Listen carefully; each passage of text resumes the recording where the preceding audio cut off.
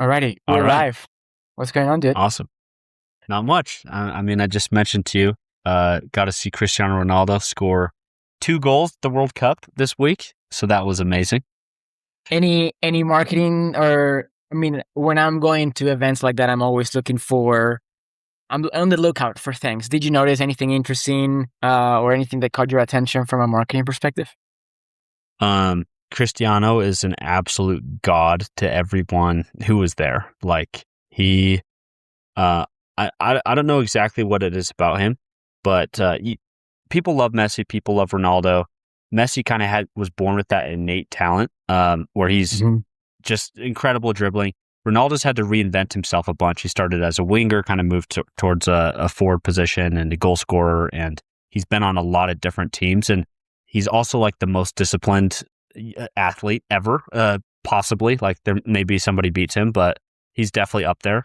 And so his like story is just so enthralling. Not to mention he's like extremely jacked and like good looking. Like Yeah, it just yeah. he's got everything going for him, and I think it's just a prime example of the perfect personal brand. It's example. Yeah, it's a great example. I love him. I think I was telling you too. I've been following his journey and trajectory for like a long time since I was like a little kid watching soccer in my living Yes. room, and yeah, it's awesome. I will say, have you heard of that Novak Djokovic story of he like after like him eating the chocolate, like not even eating the chocolate, tasting the Yes, chocolate I after have like heard that. yeah. So I'm talk actually about. I like mean, I'm a big tennis fan, and Djokovic is oh, you do. probably up there with the most disciplined as well. Yeah, that immediately came to mind when you said most disciplined athlete ever. Yeah, there's a ton of crossover. I think there's actually a clip of them talking to each other at some award ceremony and saying that they've been inspired by each other because of their Mm, like longevity, because they're playing at both older ages, and hmm. they have a lot of crossover with the discipline and everything. So Though, yeah, it was cool, man. It was very cool. And then yeah, people there was this line outside of the stadium, and it was ginormous. Like I don't know, there were like 800 people in line. No, I have no idea how to estimate. We had to walk like half a mile to get to the back of the line, and it's Jesus. just a merch shop, just like a big merch shop. And so you got like maybe thousands of people who are waiting to just pay you money. And Uh-huh. I and my brother he bought a ball for $80, a soccer ball. And it's like, you can get that on Amazon for like 15. It was unique Uh-huh. to where we were and everything. But just goes to show, it's kind of the idea of a wait list, right? It's like Uh-huh. if you have more demand than you have supply, you can just crank on the price. Yeah, and that also like the other factor or lever there is just brand, right? Like, uh, Yeah. the World Cup as a brand, the teams as a brand, like that you can justify the markup with your Yes. brand. And like Um, the hungry like audience, the hungry crowd. if you're selling it right there where there's Yeah. 70,000 massive soccer fans, you're Hmm. probably going to get more sales than if you're doing that somewhere else. Yeah, agreed. The other, since we're on this topic, I heard, I don't know if you knew this, but like, well, I mean, now you probably know, but like, there is this new thing in the games where there's like a halftime like in between each Yeah. half of Water the game. breaks. But apparently, there's like a whole. It's just a marketing scheme to like get more get more ads shown. I mean, I believe it. I believe it. Um, I mean, in American football, you have Mhm, ads throughout the entire thing, tons of breaks. With soccer, mhm. you just have halftime. So, yeah, I mean, kind of annoying, but I mean, I get it. Yeah, I remember. I don't remember the exact stat, but I like the amount of because basically you went from having only one break where you could show ads to now having three. So essentially, they tripled. Uh, and sure, the middle one it's still the bigger one and it's much longer, so it's not like the same amount of ads, So but you maybe can a double. yeah, but still, pretty big revenue increase there. Yeah, 2x potential. That's crazy, actually. Anyway, should we talk about dig into any of the ideas that we have? You want to kick it off? Yeah. Yeah, maybe I'll start with this is kind of more niche specific. So this probably won't apply to everybody. This is more for professional service firms slash agencies. But um, I was talking to a client today who is a boutique, we'll just say financial services, more in the tax space. I think that's broad enough. I don't even have to uh, Hmm. like hide that. So yeah, tax strategy, not like they help with tax forms and filing your taxes, but mostly tax strategy. And that client is getting super picky with who they work with, and they're firing a lot of bad clients basically before expanding their capacity. And I have also kind of learned this myself in the past from having made some mistakes where what you do is you set well, say that your capacity is 20 clients and you get 20 clients, and then you immediately say, okay, I've got 20 clients, let's go and double capacity, let's get X number of new designers, writers, whatever you need for the service, tax strategists. And you say, okay, now we can handle 40 clients, let's go get more. But what you do is, because you have all of that excess capacity and you're paying somebody already, you want to fill it fast. And so what you do is you start bringing on people who are less qualified to your core service, and they're a bigger headache to work with. They churn faster, and you start getting this compounding problem. And then because you didn't at first optimize that 20 client base that you had, some of those are starting to churn out and being hassles to work with. And it just kind of creates this compounding problem with your business. And so kind of the solution here is you set your client cap. So if it's 20, you get to 20. And then before you move on and increase your capacity, you maximize those clients by revenue. So you have some that are at 3,000 a month, and you have some that are at 5 and some that are at 8. How can you get all of those from either upsell those people who are at 3 and get them to 8, or replace them with other clients? It sounds kind of brutal, but it is business. And then how do you maximize those clients by like ease to work with them? If you have clients who are absolute hassles, like you're not going to be able to scale your business with those. And then finally, you expand your client cap once both of those are maximized.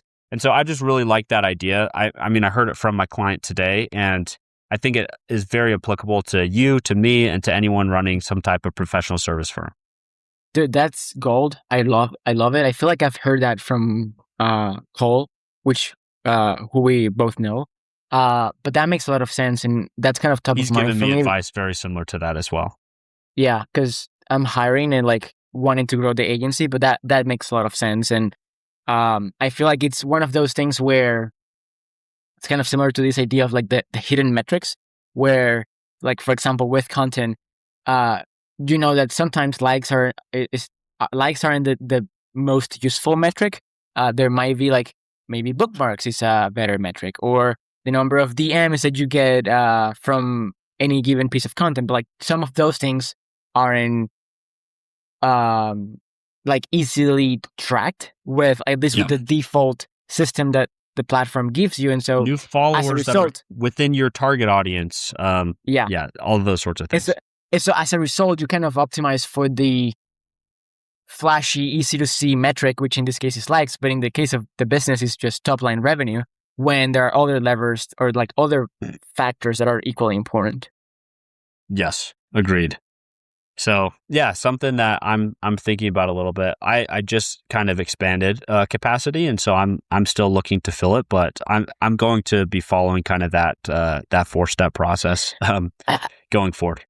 I wonder, yeah, I mean, the other problem there is that when you do fall into that trap of like just expanding without optimizing the existing base, is that you're also increasing your your headcount, and you're growing your team. And then if you have to cut your roster of clients, then you have more overhead and more, those labor costs, Yes. to take care of. So Yeah, exactly. And if you do that multiple cycles, like you triple your capacity, but you're just bringing on worse and worse customers and lower prices to fill the roster, your profit margins drop precipitously. Like you have all these issues. So yeah, definitely worth maximizing by revenue, by ease, by length of contract that they have working with you, that kind of thing first.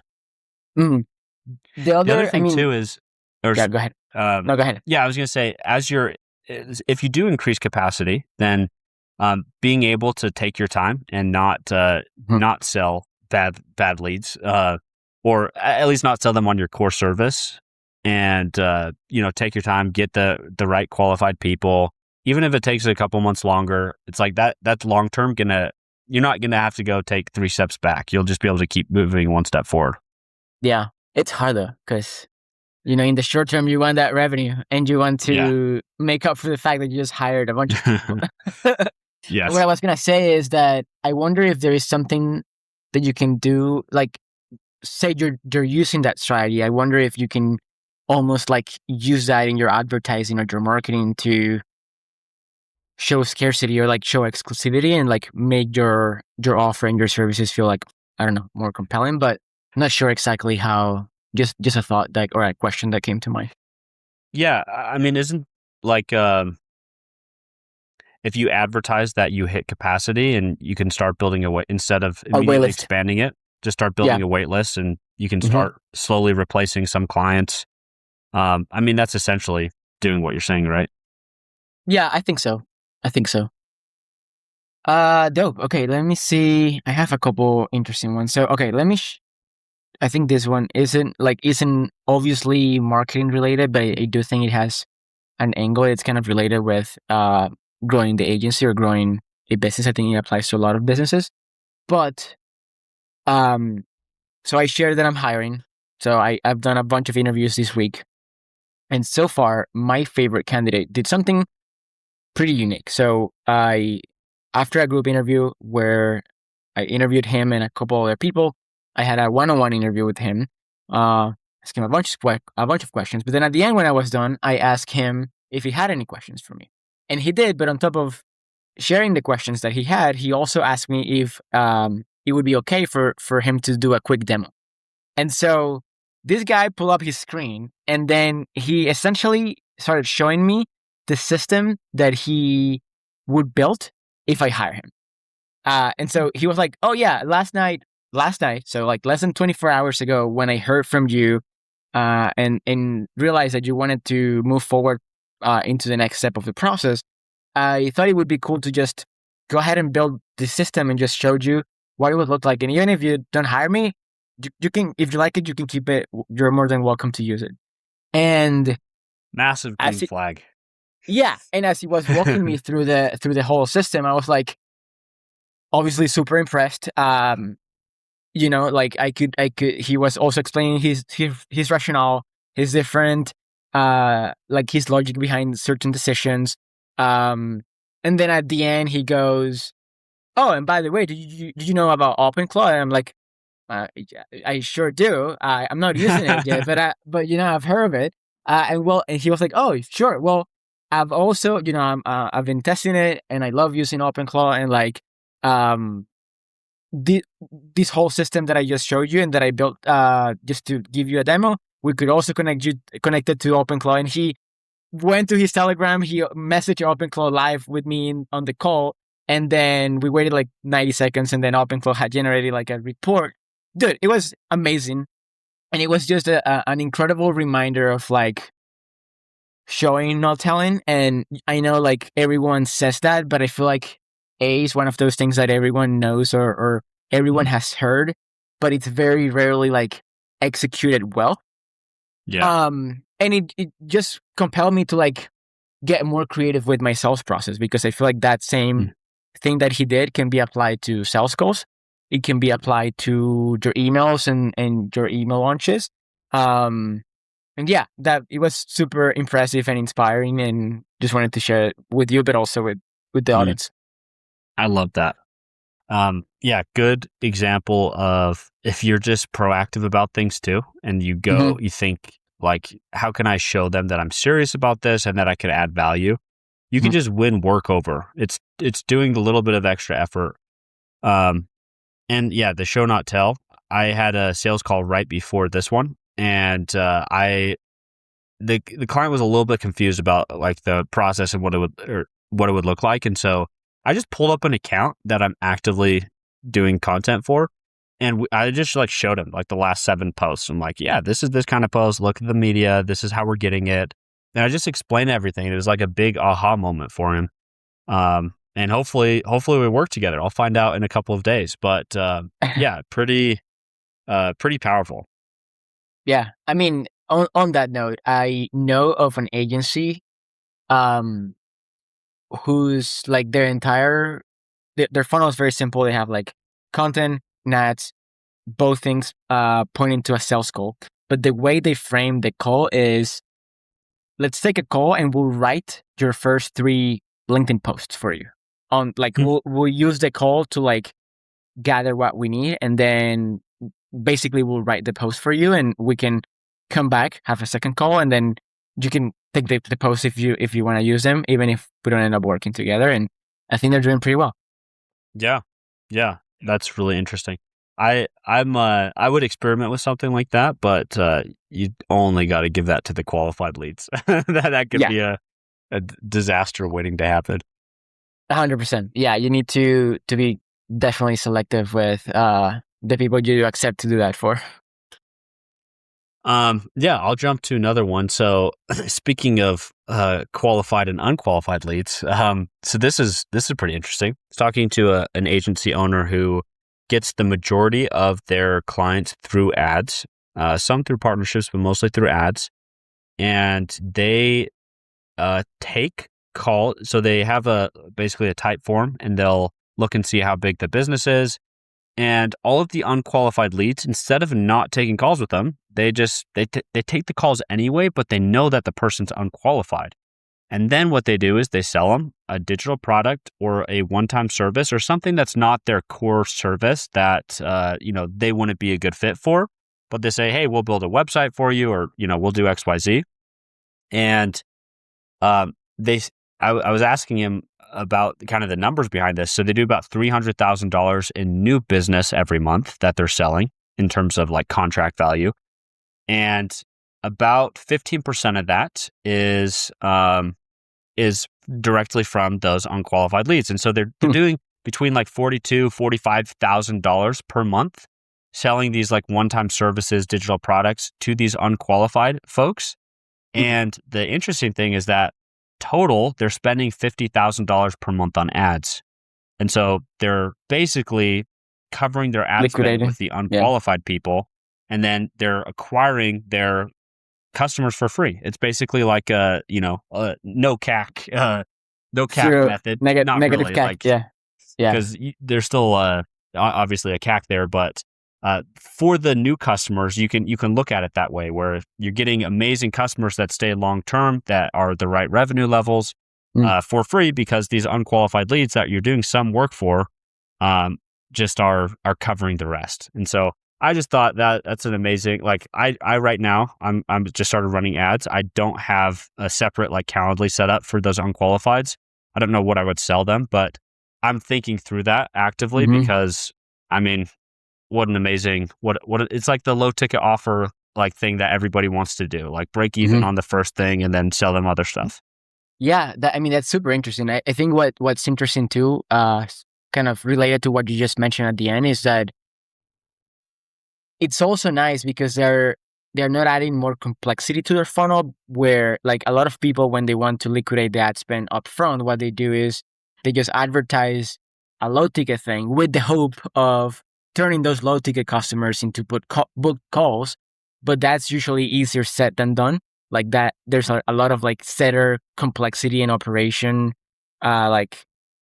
things that go into that, where they're not really doing that. They're just getting everyone on a call, and then depending on their revenue or growth level, like they're pitching the most congruent thing that they can pitch, which makes a lot of sense.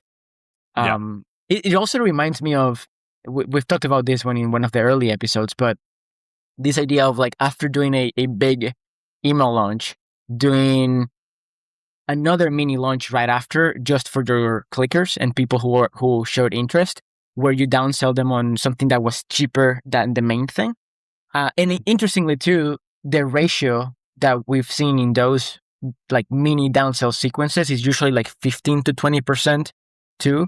So there seems to be like a pattern there of, if you do it right, or like depending on how you do it, I think you can get a 15 to 20% bump by Yeah. also monetizing those other people.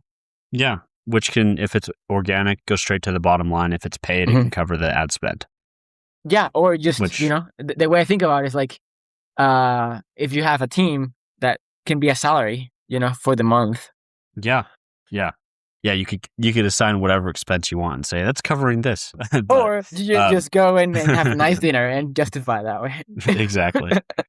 Anyway, I'm a fan of that idea. I'm not applying that yet, but I'm strategically thinking how I could do that, especially because you and I have already built like 5 or 6 digital products, and I'm not really leveraging them. And so if I could hop on a 20-minute call, 30-minute call and, sell a $350 digital product, that covers a lot of the ad spend. Did you get to ask them if they have experimented with selling those same digital products or like lower ticket services without the call? No. And I mean, that's one area that, with their level of scale, like it could make sense. Where like for someone like me that's just starting ads, that doesn't make any sense. Like better just to get higher conversion rate.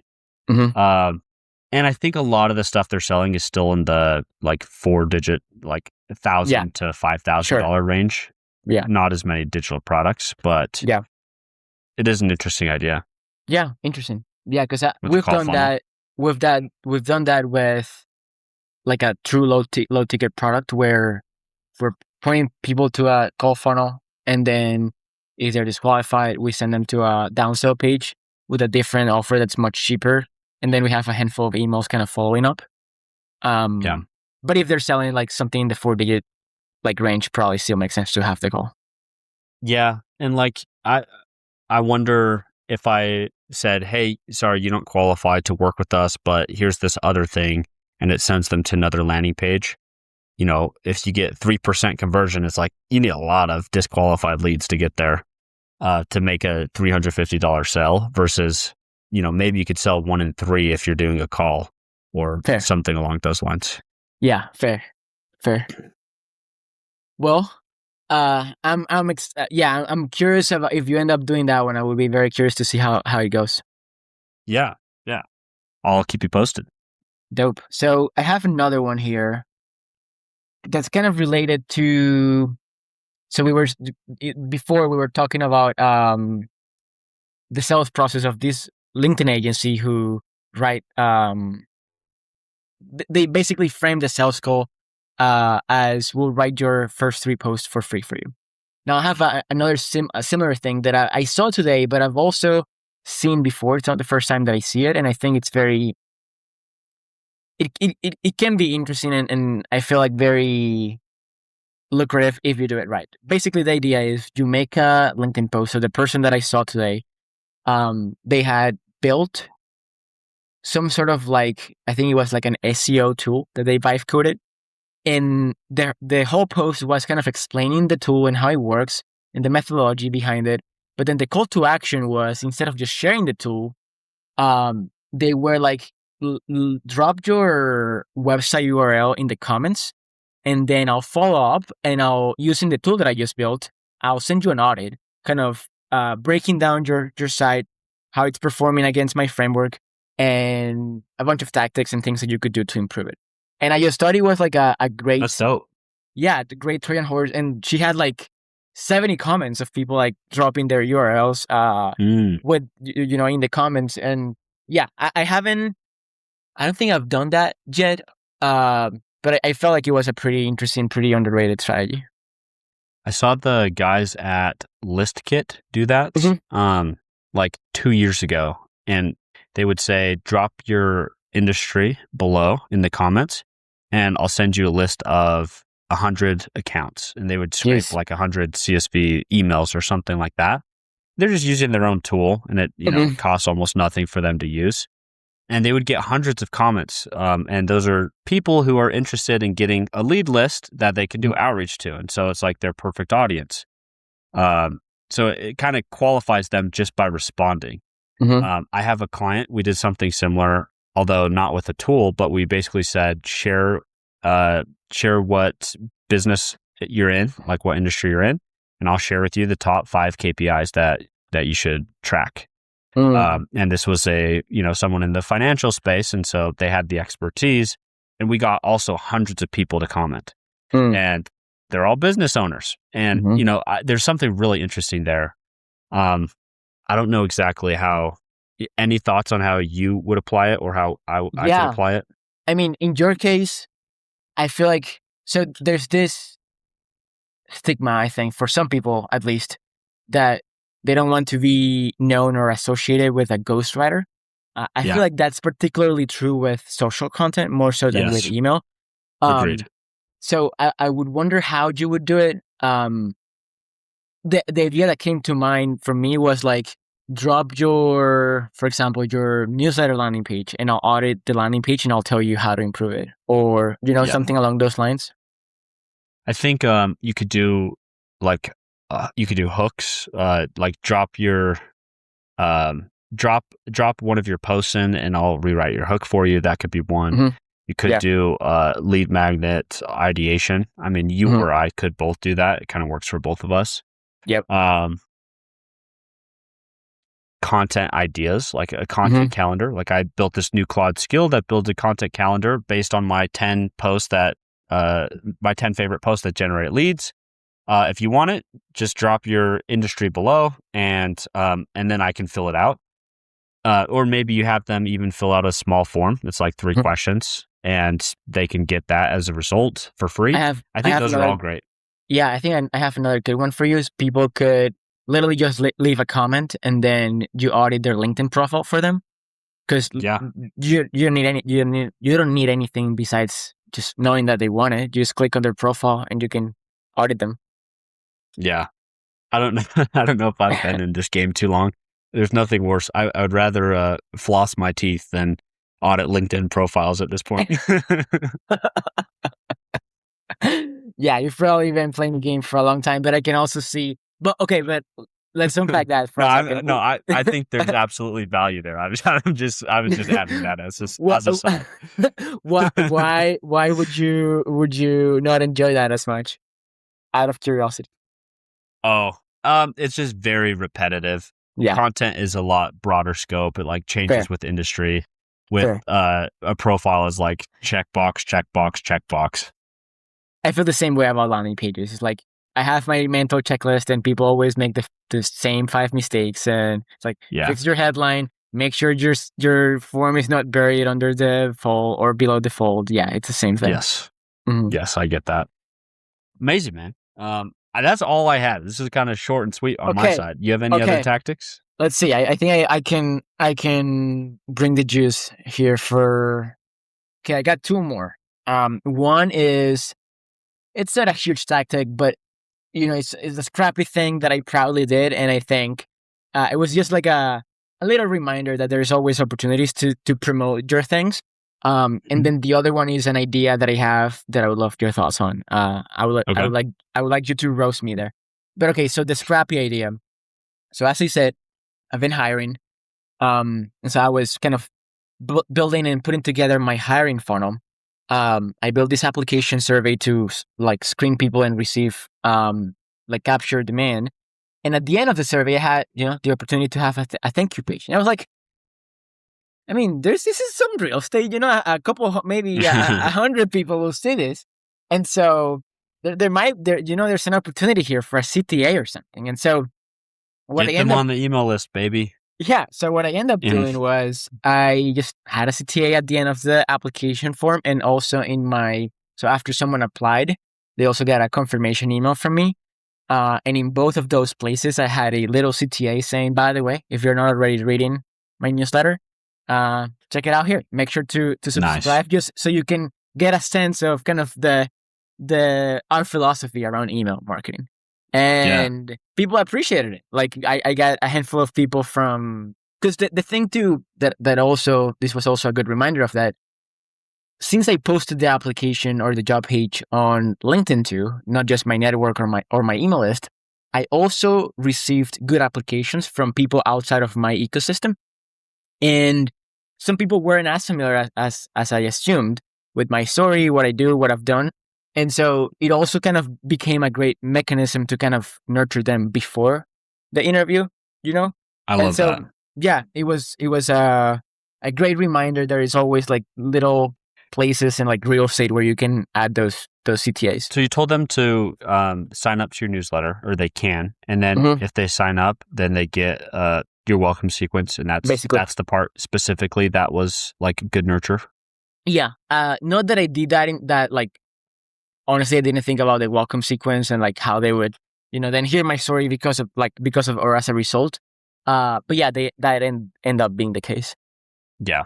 Yeah, that's really that's great. I think that's a great idea. And I think more companies should do that when they hire is get people on your email list, because it's your personal brand feeds supply and demand. It helps get more talent, and it helps get more leads as well.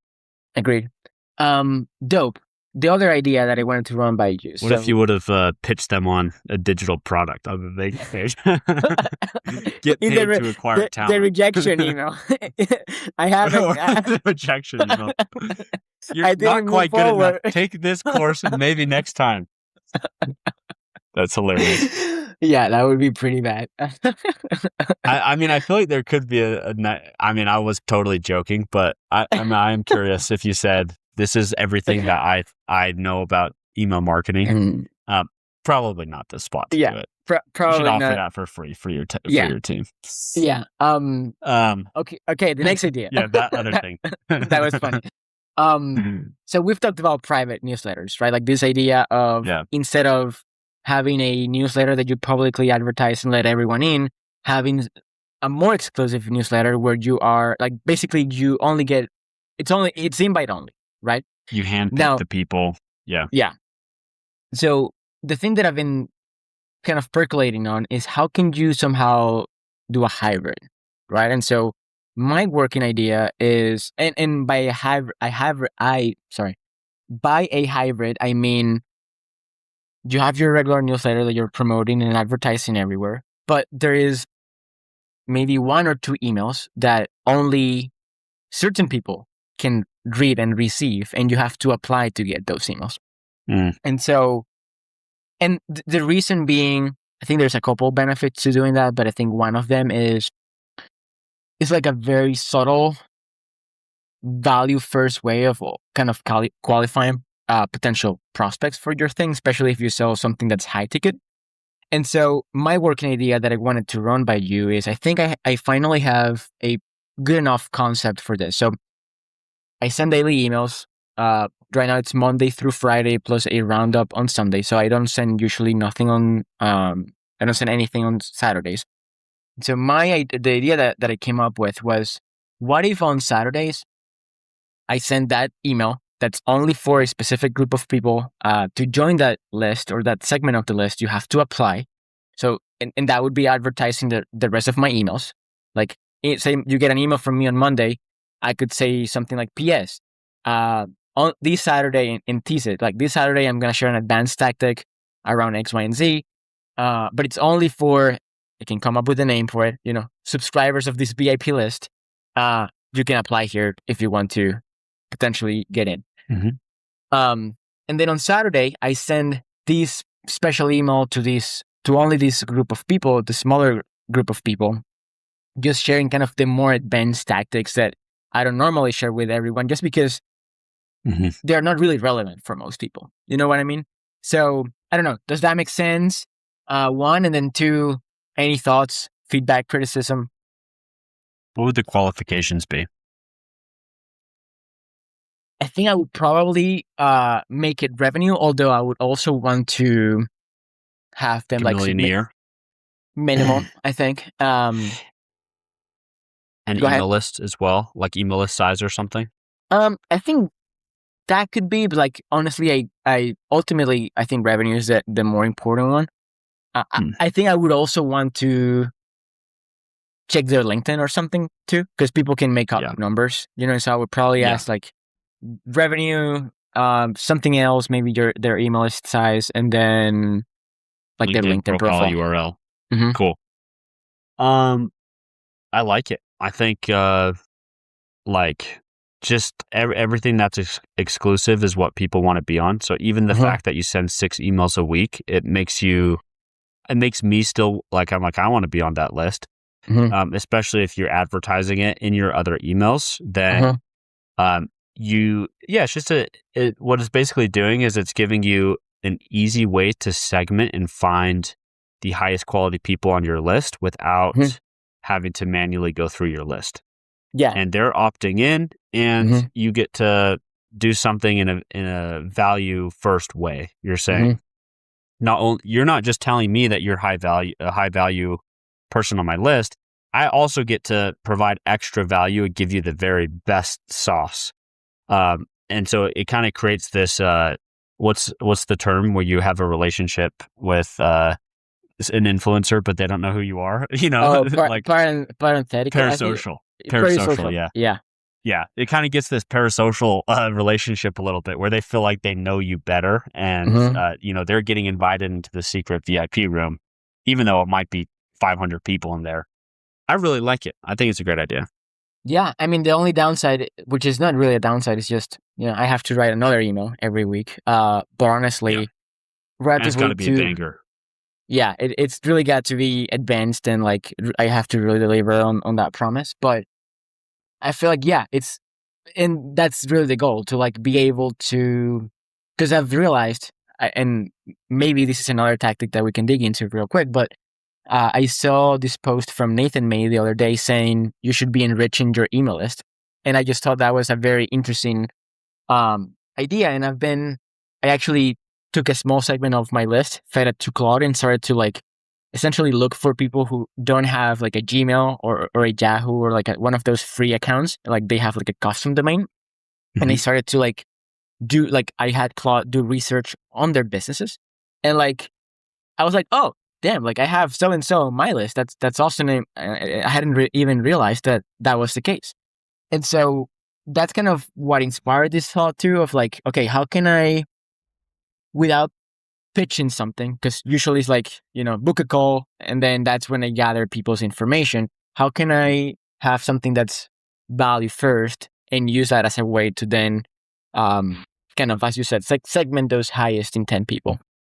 Yeah. With the problem it's solving is the conversion problem. How do I convert more people from my email list to my service? And the way it solves that is by giving you information where you can market more specifically to those people. Yeah. Yep.